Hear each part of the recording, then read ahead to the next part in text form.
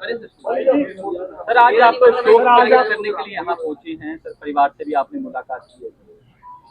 मैं अभी उनके वाइफ से भी, बेटियों से भी और उनके इन लॉज से भी, उनकी मदर से भी, उनसे मिल करके आया। बड़ी हैरानी की बात है, एक हफ्ता हो गया और इस एक हफ्ते में सरकार जो है केवल लिपापोती करने में लगी हुई है। अब तक कितनी दफा करके उन्होंने आश्वासन दिया कि हम कार्रवाई करेंगे। मैंने मुख्यमंत्री का बयान पढ़ा था, मुख्यमंत्री कह रहा था कोई कितना भी बड़ा व्यक्ति होगा हम उसके खिलाफ सख्त कार्रवाई करेंगे। पिछले 10 साल से लगातार वो अपनी कठिनाइयां बता रहे थे सरकार, कौन कौन उनको परेशान कर रहा था, किस तरीके से कर रहा था, तो सारी बातें सरकार के सामने रखी। अगर सरकार की नीयत ठीक होती तो फिर उस वक्त की जो कंप्लेंट्स थी उनके ऊपर भी सरकार को संज्ञान लेना चाहिए था। अगर उस वक्त में कार्रवाई कर ली होती तो मेरे ख्याल से आज ये नौबत नहीं आनी थी। जिसके घर से व्यक्ति जाता है उसको पता है कि उसको कितना बड़ा उस चीज से धक्का लगता है, कितना बड़ा दर्द उसमें होता है।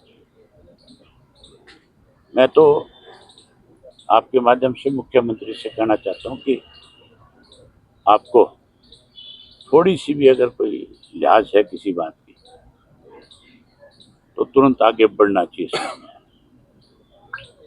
अभी मैं गवर्नर से मिलूंगा, पंजाब वाले से, उनसे जाकर के कहूंगा कि आपकी जिम्मेवारी बनती है कि मामला चंडीगढ़ का है।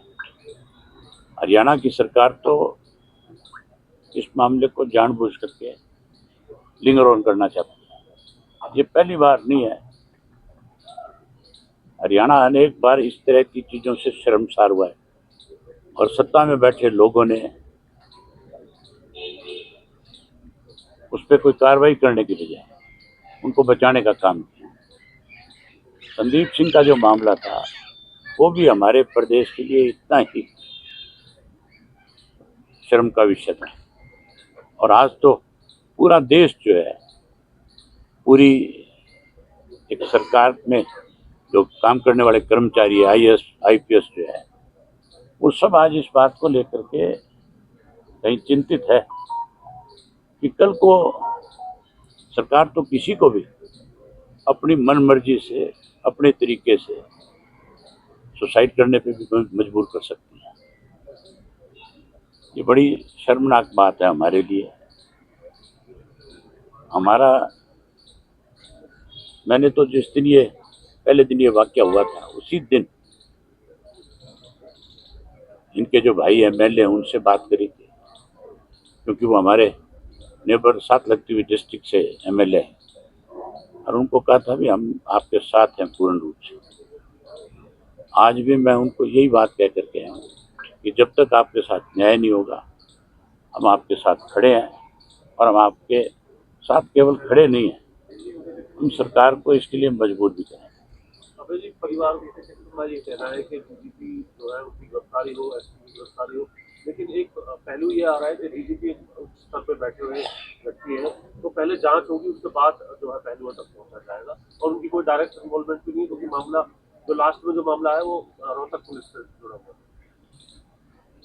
अगर यही बात एक आम साधारण आदमी की होती तो अब तक पूरे परिवार को उठा करके जेल में बंद कर देते।